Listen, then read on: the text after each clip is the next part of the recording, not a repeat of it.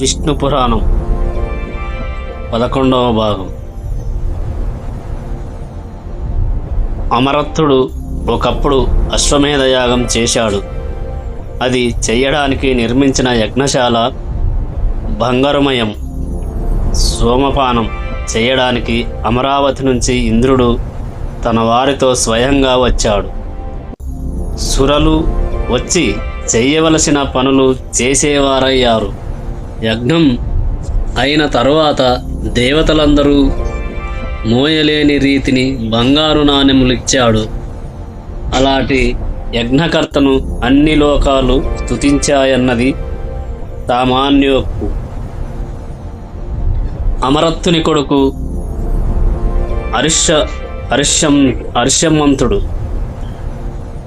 వాని కొడుకు దముని సుతుడు రాజవర్తనుడు, వాని సుతుడు సుధృతిని సుతుడు నరుని కొడుకు కేరళుడు.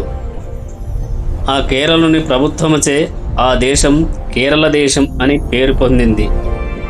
కేరళుని కొడుకు బంధుమంతుడు, వాని తనయుడు వేగవంతుడు, వాని కొడుకు బుధుని సుతుడు తృణబిందునకు ఇలబిల అని ఒక కూతురు. ఇలబిల కూతురు అలంబిక అప్సరస అయింది. తృణబిందుడు అలంబికను పరిగ్రహించగా వారి కొడుకై పుట్టినవాడు విశాలుడు. విశాలునికి వాసమైన పట్టణమే విశాల అని ప్రసిద్ధమైంది. విశాలాపురం సిరి సంపదలకు ఆలవాలం. ఆ విశాలుని కొడుకు హేమచంద్రుడు. హేమచంద్రుని కొడుకు చంద్రుడు, వాని కొడుకు ధూమ్రాష్ట్రుడు, అతని కొడుకు సృంజయుడు, అతని సూతుడు సహదేవుని కొడుకు గుణాశ్వుడు. ఆ రాజు కొడుకు సోమదత్తుడు 10 అశ్వమేధాలు నిర్విఘ్నంగా చేసి బ్రాహ్మణులకు కనకాభరణాదులు మోయలేనంత బరువుగా దక్షిణలిచ్చి సంతృప్తులను చేశాడు. ఆ రాజు కొడుకు జనమేజయుడు, అతని సుతుడు సుమతి. ఇలా విశాల నగరాధీశులు విశిష్ట బల పరాక్రమాలు, సిరి సంపదలు, పరువు ప్రతిష్టలు కలవారై నీతి నియమాలతో పరిపాలనం చేసి చరిత్రలో ప్రసిద్ధులయ్యారు. ఇది దిష్టవంశ చరిత్ర. ఇక చెప్పేది విను. మనుసుతుడైన సంయాతి కూతురు సుకన్య ఆ బుద్ధిమంత్రాలు చవనుడు అనే మునికి భార్య అయ్యింది. సంయాతి కొడుకు అవర్తుడు పరమా ధార్మికుడు, అతని సుతుడు రేవంతుడు. అతడు కుశస్థలి అనే నగరమందు ఉండి రాజ్యపాలన చేశాడు. ఆ నరపతికి కొడుకులు 9. వారిలో పెద్ద కొడుకు కకుద్మి కూతురు రేవతి.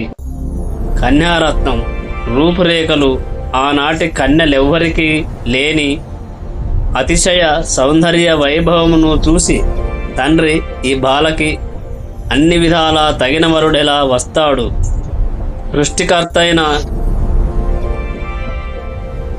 ఆ బ్రహ్మను అడగవలసిందే అని కూతురుని వెంట ఉంచుకొని సత్యలోకానికి వెళ్ళాడు. ఆ సమయంలో బ్రహ్మ హాహా హూహూలు అనే గంధర్వులు పాట వింటున్నాడు. చేసేదేమీ లేక కుకుద్మి కూడా బ్రహ్మసభలో ఒకచోట కూర్చొని పాట వింటున్నాడు. పాట అయ్యింది. మెల్లగా బ్రహ్మ ముందుకు వెళ్ళి నమస్కరించాడు. కూతురుని చూపి, దేవా, ఇది నా కూతురు, పేరు రేవతి. దీనికి వరుణ్ణి సృష్టించి ఉంటావు, ఎక్కడ ఉన్నాడు అని అనగా, బ్రహ్మ, నీ ఉద్దేశం ఏమి? ధరణిపై ఎందరో రాజకుమారులున్నారు కదా, వారిలో ఎవరికి ఇవ్వాలని అనుకున్నావు అని అడిగాడు. కుకుద్మి ఎవరెవరినో చెప్పాడు. బ్రహ్మ చిరునవ్వు నవ్వి చెప్పాడు, రాజా, నీ చెప్పేది విను. నువ్వు చెప్పిన రాజులే కాదు, వారి కొడుకులు మనుమలు కూడా కాలగర్భాన కలిసిపోయారు. యుగాలు దొర్లిపోయాయి, కలియుగం సమీపిస్తుంది. నీ కొడుకులు మనుమలు, నీ మంత్రులు, సామంతులు, ప్రజలు, వారి బంధువులు అందరూ భూలోకం నుంచి వెళ్ళిపోయారు. కనుక నీ కూతురితో భూమికి వెళ్ళి అనోన్యం ఇష్టపడిన రీతిని ఏ వానికైనా ఇచ్చి పెళ్లి జరుపు. బ్రహ్మ మాటలు విని ఆశ్చర్యపడి కుకుద్మి, దేవా, ఆశ్చర్యం ఆశ్చర్యం, నీ సన్నిధి నున్నాను కనుక భూలోక వార్త తెలియలేదు. సరే, ప్రస్తుతం ఉన్న వారిలో నా కొమిరేకు తగిన వరుణ్ణి దయచేసి చెప్పు, మాట మన్నించు అని అనగా బ్రహ్మ ఒకంతసేపు తల వంచి ధ్యానించి ఆనందముగా చేతులు జోడించి అన్నాడు, రాజా, నీ పుత్రికి తగిన వరుడు ఉన్నాడు. లోకరక్షణ లక్ష్యముగా విష్ణువు ఇలలో అవతరించాడు. ఆ లోకనాథుని మహత్యం చెప్తాను విను. కేశవుని తమోగుణం భూభారమును భరిస్తుంది. ఏదో ఒక మూర్తి అయి అలాగే జగత్ప్రలయం కూడా కలిగిస్తుంది. ప్రస్తుతం ధరణిలో భూభారం హరించడానికి అవతరించింది. తమోగుణం పేరు రాముడు. అతడు ఆది మధ్యాంత శూన్యుడు, నిర్వికల్పుడు, ఆదిదేవుడు, అనంతుడు, త్రిగుణాశ్రయుడు, గుణాతీతుడు, సృష్టి స్థితి లయకారకుడు, ఎలాంటి విచారము లేని శుద్ధ మనస్కుడు, జనన మరణాలు లేని ఆకాశతత్వ స్వరూపుడు, సర్వమంగళమూర్తి, వేదాంత వేద్యుడు, యోగుల హృదయాలలో ప్రశాంతమూర్తి అయి విహరిస్తూ ఉంటాడు. ఆ ప్రమేయుడు ఇలాంటి వాడు అని చెప్పడానికి సాధ్యం కాని మహిమ గలవాడు. ఆ రాముడు యదువంశంలో అవతరించాడు. ఆ రాముడు బలభద్రుడు, నీలాంబరుడు, నాగలి రోగలి ఆయుధాలుగా గలవాడు. ఆ యాదవకుల రత్నం మీ పుత్రికకు తగిన వరుడు. ఆయన విష్ణుదేవుడు. నీ కూతురు విష్ణుమాయా శక్తి కాబట్టి ఈ ఇద్దరిని దంపతులను చెయ్యడం అన్ని విధాల సముచితమైన సత్కార్యం. ఒకప్పుడు నీ పరిపాలనలో ఉన్న అమరావతి కన్నా మిన్నగా ఎన్నదగి కుశస్థలిపురం ఇప్పుడు ద్వారవతి పేరున యాదవ రాజధానిగా ఒప్పుతుంది. దానిలో యదువృష్టి భోజాంధకులు సేవిస్తూ ఉండగా ఉన్న బలరామునకు నీ కూతుర్ని అప్పగించు, వెళ్ళు అని చెప్పగా నమస్కరించాడు. కూతురితో భూలోకానికి వచ్చి చూశాడు. ఆ సమయంలో నరులు పొట్టిగా, దుర్బలంగా, స్వార్థం కోసం పాటుపడుతూ మూర్ఖంగా ఉండడం చూశాడు. అలా వెళ్ళి ద్వారకలో ప్రవేశించాడు. శుద్ధ స్ఫటిక సంకాశుడు, స్థీరపాని, దివ్య తేజో విరాజమానుడు అయి ఉన్న బలరాముని చూసి స్వవిషయం చెప్పి మన్ననగా మాట్లాడి కూతురుని అప్పగించాడు. వెంటనే బలరాముడు మిక్కిలి పొడవై ఉన్న ఆమె శరీరమును నాగలితో పొట్టిదిగా చేసి దరిచేర్చుకొని హాయిగా గృహస్థ జీవితం గడపసాగాడు. కూతురి పెళ్లి అయిపోయింది, బరువు తీరిపోయింది. కుకుద్మి తపశ్చర్యకై హిమగిరికి వెళ్ళిపోయాడు. రైతకుడు రాజ్యం చేయక బ్రహ్మ వద్దకు వెళ్ళడం తెలిసి పుణ్యజనులనే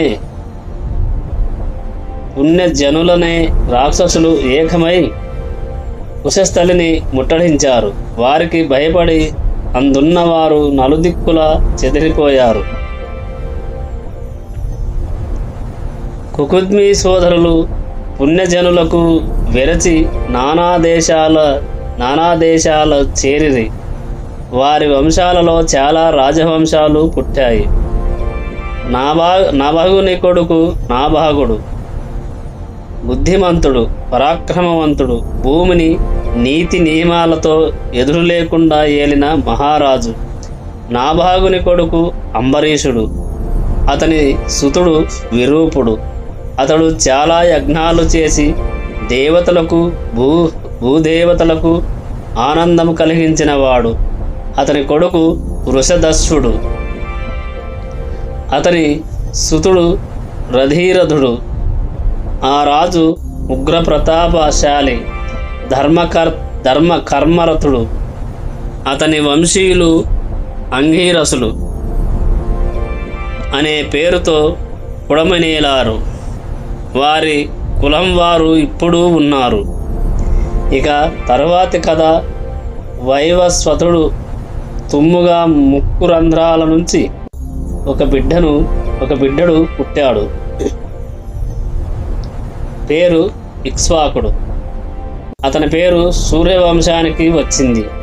అతనికి 9 కొడుకులు. వారిలో కుక్షి, వికుక్షి, ధుందుడు అనే 3 రాజ్యసేవయందు నియోగించి అయోధ్య రాజధానిగా ఇక్ష్వాకుడు తండ్రిని మించిన ధార్మికుడై అపర పరాక్రమంతోనే నేలనేలాడు. ఆ ఇక్ష్వాకుడు అష్టక శ్రాద్ధం అనే పితృకర్మ చేయడానికి సంకల్పించి మృగమాంసం తెమ్మని వికుక్షిని పంపించాడు. వికుక్షి అడవికి వెళ్ళి పలు మృగాలను చంపి అడవిలో తిరిగిన బడలికచే ఆకలి దప్పులచే బాధపడుతూ ఒక చెట్టు క్రింద చేరి చెవుల పిల్లి మాంసం అలాగే కొంత భక్షించి కొంతసేపు అయిన తరువాత నగరికి వచ్చి మాంసం తండ్రికి అందించాడు. 4 కులగురువైన వశిష్ఠుడు అది అశుచిగా భావించి అన్నాడు, రాజా, నీ కొడుకు అడవిలో తిరిగి మృగాలను చంపి ఒకచోట చెవుల పిల్లి మాంసం కొంత తిని మిగిలినది తెచ్చి నీకిచ్చాడు. ఎంగిలి పదార్థం పితృకర్మకి ఉపయోగించరాదు కదా. గురువు మాటలు విని ఇక్ష్వాకుడు కోపించి కొడుకుకి చీవాట్లు పెట్టి స్వయంగా అడవికి వెళ్ళి మృగాలను చంపి మాంసం తెచ్చాడు. వశిష్ఠాదులు మెప్పుతో పితృక్రియ నిర్వర్తించాడు. వికుక్షి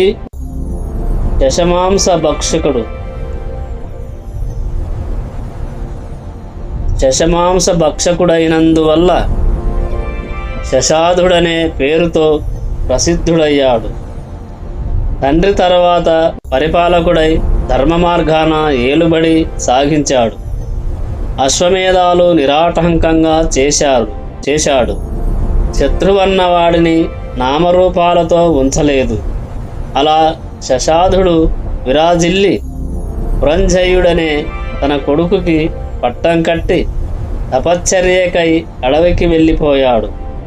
పురంజయుడు ఎలాంటి కష్ట నష్టాలు లేని విశిష్ట ధర్మ మార్గాన దురతనం చెల్లించాడు. ఆ కాలంలో సురులకు అసురులకు ఘోర యుద్ధం జరిగింది. ఆ యుద్ధంలో సురులు అసురుల దాటి కాగలేక వైకుంఠానికి వెళ్ళారు. విష్ణువును దర్శించి శిరస్సులు వంచి నమస్కరించి రాక్షసుల వల్ల తమకు కలిగిన బాధను విన్నవించారు.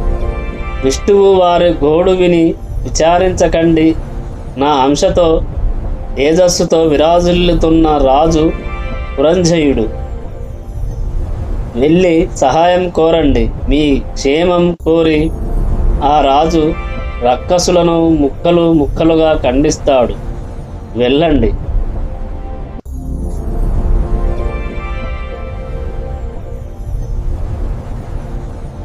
అని చెప్పగా ఇంద్రాదులు సాకేత నగరానికి వచ్చి పురంజయుని దర్శించి, రాజా, రాక్షసులతో పోరు నిలవలేక వైకుంఠానికి వెళ్ళి విష్ణువును ప్రార్థింపగా నీ సహాయం మాకు క్షేమంకరం అని ఆ స్వామి పంపగా వచ్చాము. మాకు అభయమిచ్చి మా స్థానాలు మాకు వచ్చేటట్టు చేయవలసింది అని దీనంగా అన్నారు. వారి గోడు విని పురంజయుడు విచిత్రమైన నిర్ణయంతో అన్నాడు,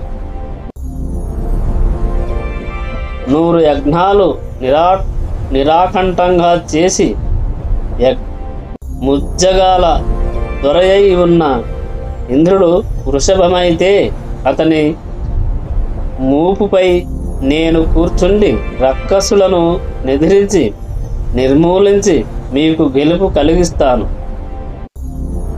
సరే అన్నారు దేవతలు. శివుని ముందు నందిలాగా, రాజు ముందు ఇంద్రుడు వృషభమై నిల్చున్నాడు.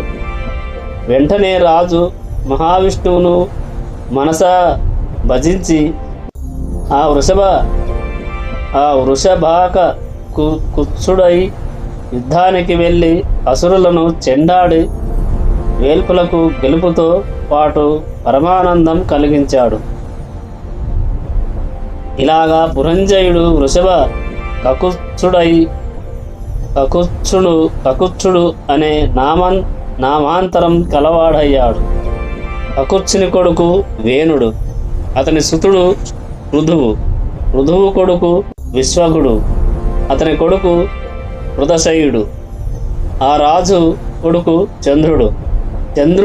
చంద్రుని నందనుడు యవనాశ్వుడు, వాని కొడుకు శావాస్తి గొప్ప కీర్తి సంపాదించిన రాజు. వాని పేరుతో శవాస్తి అనే నగరం చరిత్రకెక్కింది. శావాస్తి కొడుకు బృహస్సుడు, వాని పుత్రుడు కువలయాశ్వుడు.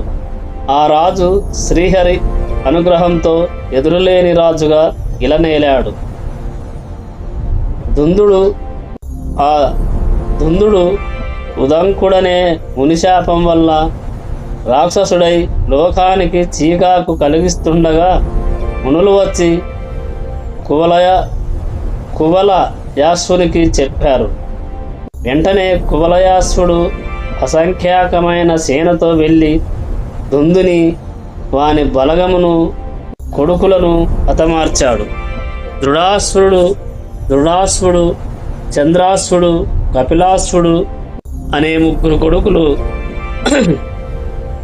ముగ్గురు కొడుకులు మాత్రం బ్రతికి ఉన్నారు.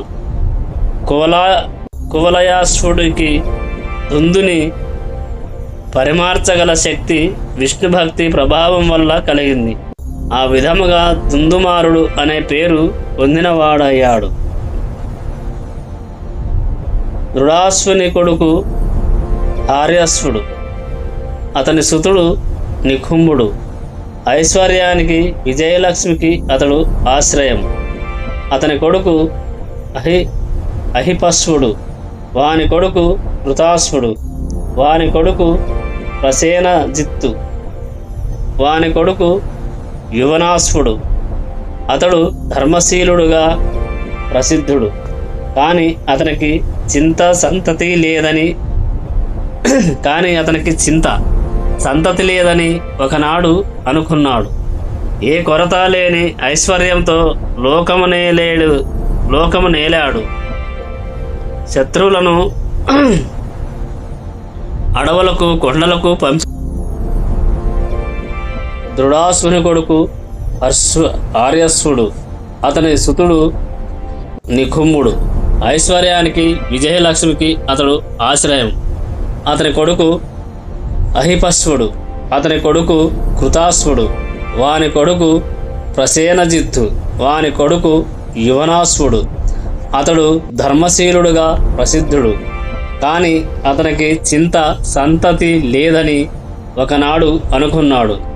ఏ కొరత లేని ఐశ్వర్యంతో లోకము నేలాడు. శత్రువులను అడవులకు, కొండలకు పంపించాడు. ముల్లోకాలలో కీర్తి చంద్రికలు వ్యాపించేశాడు. ఇవన్నీ ఎందుకు అనిపిస్తుంది? సంతతి లేకపోవడం. సంతతి లేని వానిని లోకులు హీనంగా చూస్తారు, లక్ష్య పెట్టరు. వారికి పుణ్యగతి కలుగదు. అడవి మృగమై పుట్టడం కన్నా బిడ్డలు లేని వాని బ్రతుకు నీచం. ఇలా ఆలోచించి రాజ్యభారం మంత్రులకు అప్పగించి తపస్సు చేయడానికి భార్యాసహితమై అడవికి వెళ్ళిపోయాడు. మునులు చూశారు. జాలిపడి వచ్చి పలకరించి, రాజా, సర్వము విడిచి ఇలా అడవికి వచ్చి కొడుకు కోసం మలమలమాడుతూ తపస్సు చేయడం ఎందుకు? ప్రార్థనలతో దేవతలను వేడడం నిష్ఫలం. మేము నీకు కొడుకు కలగాలని వైష్ణవమైన యజ్ఞం చేస్తాము. తప్పగా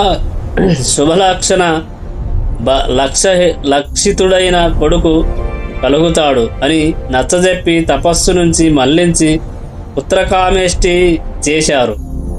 సమాప్తి చేసిన నాటి రాత్రి మంత్రపూతమైన నీరు ఒక పాత్రలో ఉంచి దానిని వేదికపై ఉంచి మేల్కొని ఉండలేక అక్కడక్కడ వాలి నిద్రించారు. అర్ధరాత్రి అందరూ గాఢ నిద్రలో ఉన్నారు.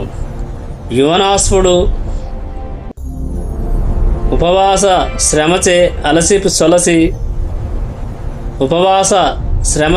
అలసి సొలసి దప్పికతో వేదిక కడకు వచ్చి దానిపై ఉన్న కలశం తీసి ఆ నీరు త్రాగి వెళ్ళి పడుకున్నాడు.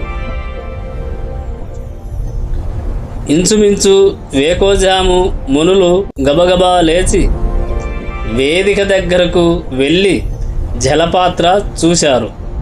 ఏముంది? కోపించారు. సంతతి కలగాలని ఎంతో శ్రమపడి పుత్రకామేష్టి చేసి రాజపత్నికి ఇవ్వడానికి ఉంచిన మంత్రోదకం త్రాగిన ఆ చెనటి అనగా ఆ మూర్ఖుడు ఎవడో చెప్పాలి, చెప్పకుంటే శపిస్తాము అని గట్టిగా అనగా రాజు లేచి వెళ్ళి శాంతించండి. ఉపవాస యాసముతో అపరిమితమైన దాహం కలగగా శరీరం ఉడికెత్తగా భరించలేక ఆ మంత్రజలం నేను త్రాగాను. ఇక మునులేమంటారు విచారించారు. రాజా, మా సంకల్పం తప్పక ఫలిస్తుంది, కానీ అది వ్యతిరేకం అయ్యింది. నువ్వు గర్భం ధరిస్తావు, బలవంతులలో మేటి అయిన కొడుకు పుట్టుతాడు అని తమ ఆశ్రమాలకు వెళ్ళిపోయారు.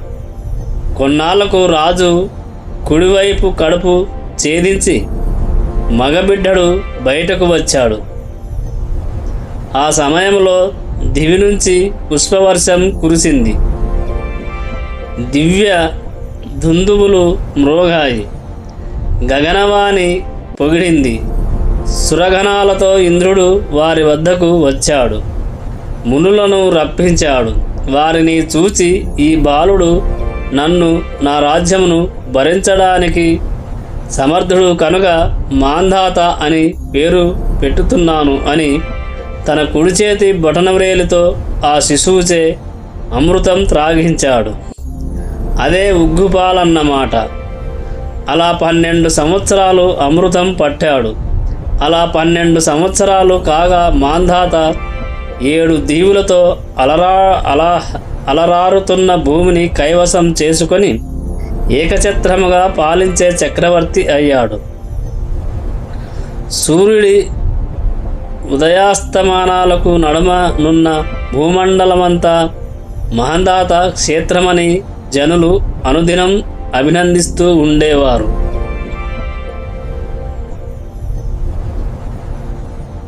మాంధాత శశిబిందు పుత్రి అయిన బిందుమతిని చేపట్టి 3 కొడుకుల తండ్రి అయ్యాడు. పురకుచ్చుడు, అంబరీషుడు, ముచికుందుడు అని వారి పేర్లు. తరువాత 50 మంది కూతుళ్ళ తండ్రి అయ్యాడు. ఆ కొమ్మలందరూ బంగారు బొమ్మల వాలి లేదా తలుకు బెలుకుల మెరుపులు అందరూ మోహనాంగులే. ఇలా సంతానవంతుడై మాంధాత చీకు చింత లేక పరిపాలకుడై ఉండగా ఆ కాలంలో సౌభరి అనే ఒక ముని ఒక కొలను నీళ్ళ లోపల ఉండి తపస్సు చేస్తూ ఒకనాడు మగ ఆడ చేపల విహారం చూసి, ఎందుకీ తపస్సు, ఒక భార్యతో ఆనందంగా గృహస్థ జీవితం గడపడం మేలు అని అనుకొని ఒకనాడు సరాసరి మాంధాత వద్దకు వచ్చాడు. మాంధాత ఆదరంగా ఆర్ఘ్యపాద్యాదులతో సంభావించి సముచితమైన ఆసనమందు కూర్చున్నాక సవినయంగా అడిగాడు, మహానుభావా, ఏమిటి మీ రాకకు కారణం అని. సౌభరి రాజు మాట విని, రాజా, నీవు దాతవుగా పేరు పొందిన వాడవని విని నిన్నొకటి అడగడానికే వచ్చాను. ఎవరు ఎప్పుడు ఏమడిగితే అవి ఇచ్చి పంపకపోతే ఇక్ష్వాకు వంశానికి మాయని మచ్చ. అదీకాక ఉజ్వలమైన పరాక్రమముతో భూమండలమునంతా ఏలుతూ సురలోకపతికి కూడా సమయానుసారంగా సహాయం చేసేవాడవుగా సుప్రసిద్ధుడవు కనుక ఐహిక సుఖం కోరి నిన్ను అడగడానికి వచ్చాను. క్షేత్రం తెలిసి విత్తు వేయాలి, పాత్ర మెరిగి దానమియ్యాలి అని అనగా, మాంధాత, మునీంద్ర, అనుమానమా, నీ మనసులోని కోరిక ఏమో సెలవిస్తే తప్పక ఇస్తాను. రాజా ఔచిత్యం అనౌచిత్యం తెలిసిన వాడవు, సత్యవచనుడు అని నమ్మి అడుగుతున్నాను. విను, నీ పుత్రికల్లో ఒకతను ఇల్లాలిగా నాకు ఇవ్వాలని కోరిక. ఆ విధముగా నీ పేరుతో నేను గృహస్థునవుతాను. ఆ సమయంలో సౌభరి తీరు, నడక, బడలిక మాసి, తెలుపెక్కిన గడ్డం పట్టు తప్పి, నిడుపై సన్ననైన ఉన్న శరీరం. మాంధాత తనలో అనుకున్నాడు, ఏమి చెయ్యడం ఆలోచించాడు. సన్నగా అన్నాడు, మా పూర్వులు కన్యలు మెచ్చిన వారికే ఇల్లాండ్రుగా ఇచ్చారు. అంతేగాని ఎంత ఐశ్వర్యం ఉన్నా అందచందాలున్నా ఇచ్చేది లేదు. నేను ఆ త్రోవనే వెళ్ళదలచి ఉన్నాను. మునీంద్ర, నా మనవి విను. వయసు మళ్ళీ శరీరం దిగజారి చిక్కి ఉన్న నిన్ను, మోహన రూపు రేఖలున్న నా కూతుర్లలో ఏ ఒక్కతైనా ఒప్పుకుంటుందా? మహందాత మాటలు విని సౌభరి నవ్వుతూ అన్నాడు, రాజా, మంచి మాట అన్నావు, నిజమే. నేను అలా ఉన్నాను, కానీ నా మాట విను. నన్ను నీ కూతుళ్ళు ఉన్న చోటికి తీసుకువెళ్ళు. వారు నన్ను చూసి ఇష్టపడితే ఏ కూతురునైనా ఇచ్చి పెళ్లి చెయ్యి.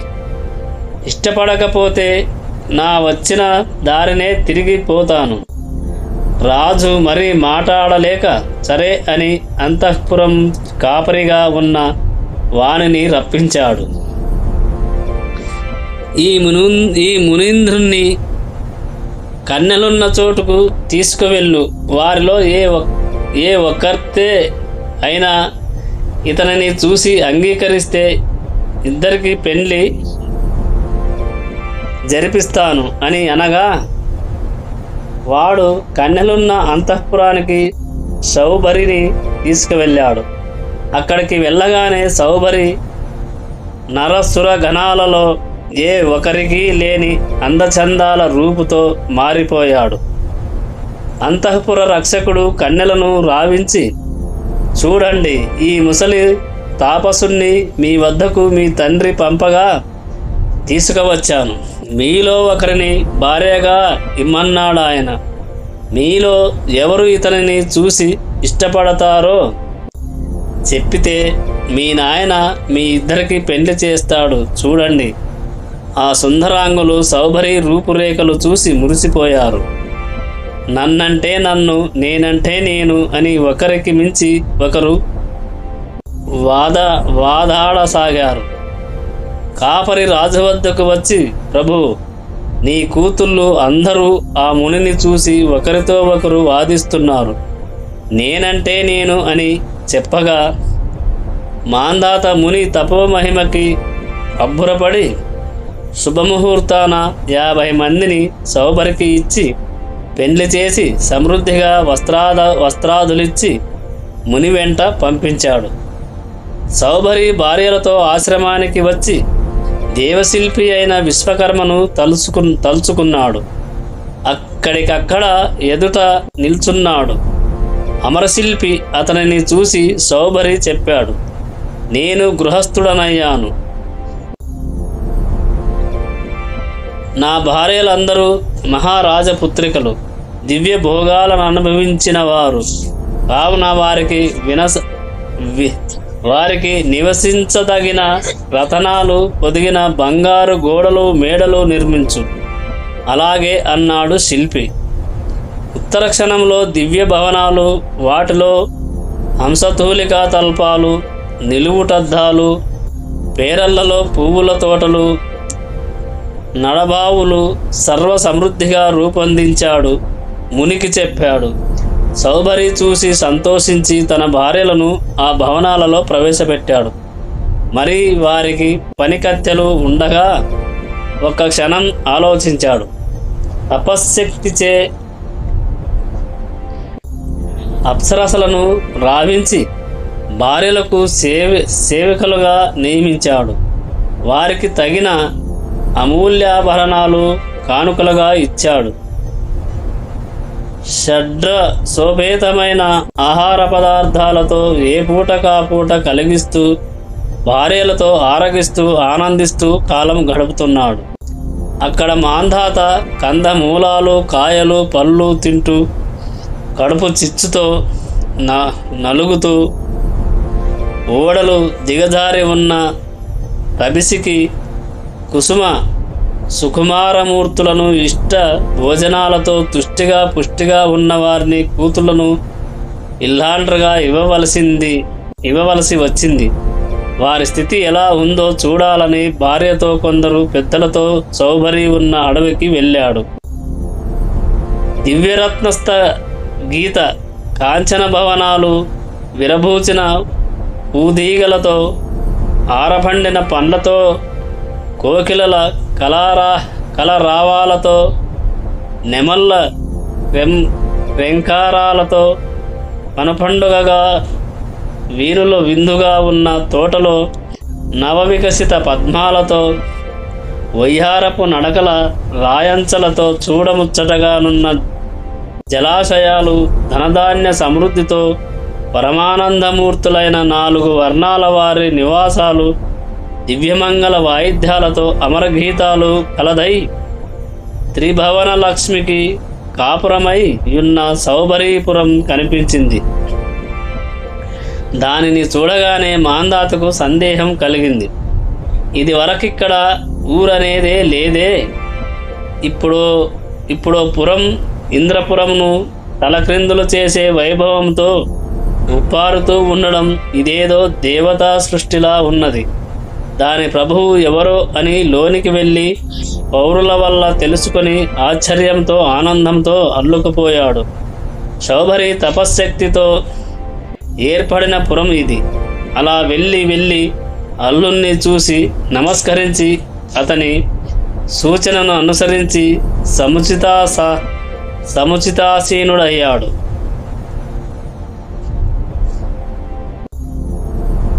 ఇతరేతర కుశల ప్రశ్నలు అయ్యాక రాజు కూతులను చూస్తాను అని అనగా, ఓ వెళ్ళవచ్చు, వేర్వేరుగా మేడలలో ఉన్నారని చిరునవ్వుతో చెప్పాడు సౌభరి. మాంధాత అల్లనల్లన అడుగులు వేస్తూ ఒక మేడలోనికి వెళ్ళాడు. కూతుర్ని చూశాడు, ఆశ్చర్యపోయాడు. ఆమె తన పట్టపురాణి మేడను మించిన వైభవంతో విరాజిల్లుతుంది.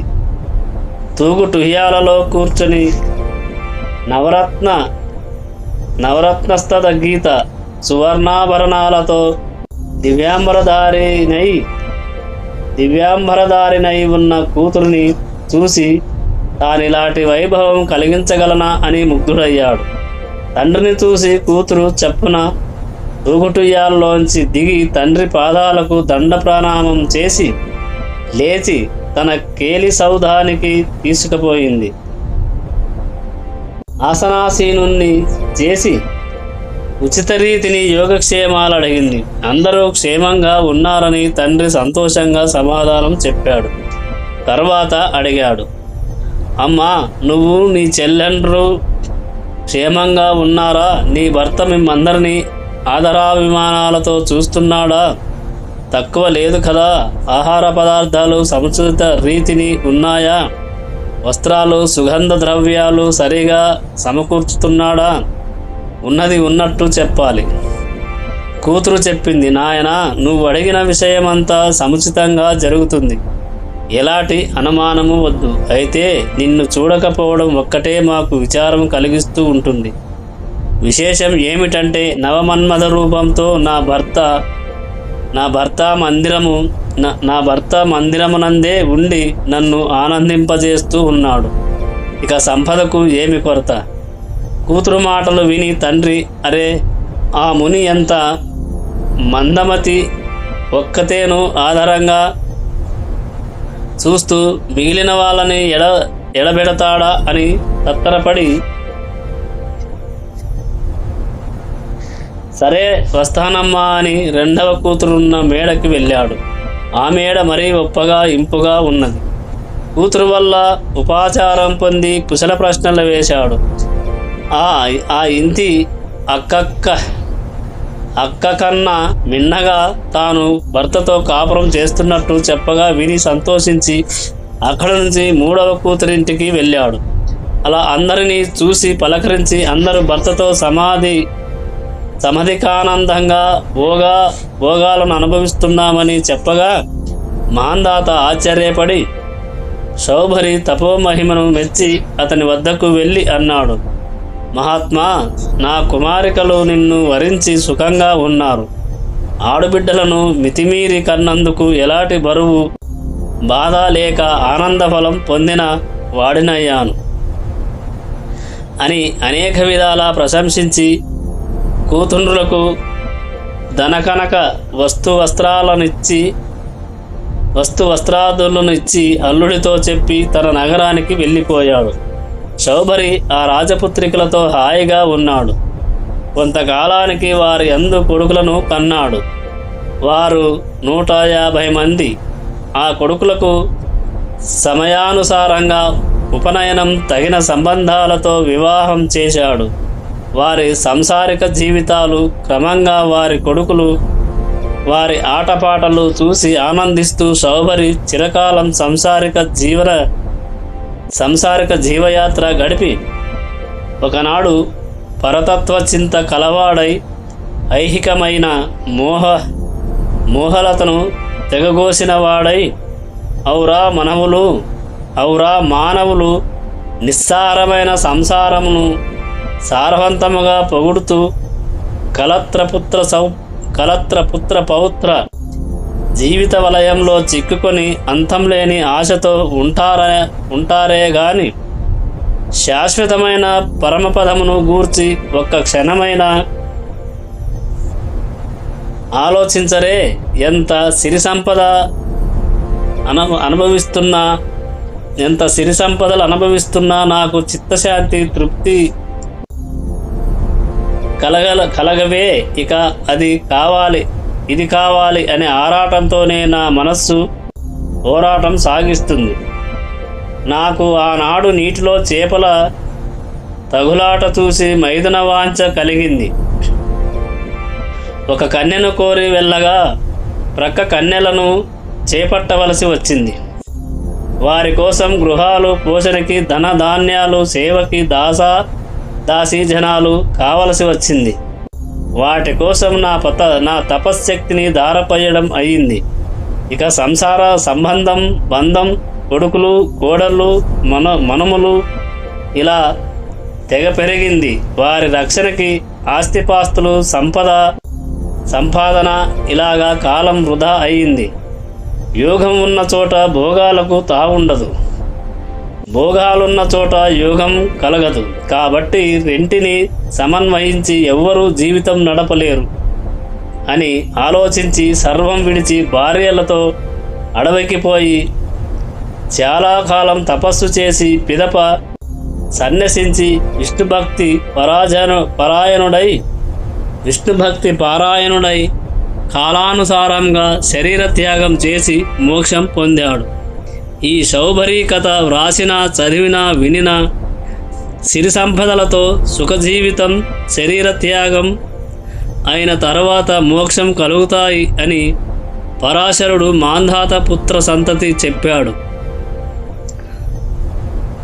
మాంధాత కొడుకైన అంబరీషుని కొడుకు యువనాశ్వుడు, అతని సూతుడు హరీషుడు, వాని సంతతి ఆంగీరసులు అనే గంధర్వులు 6 కోట్లు. ఇది మిగతాది రేపటి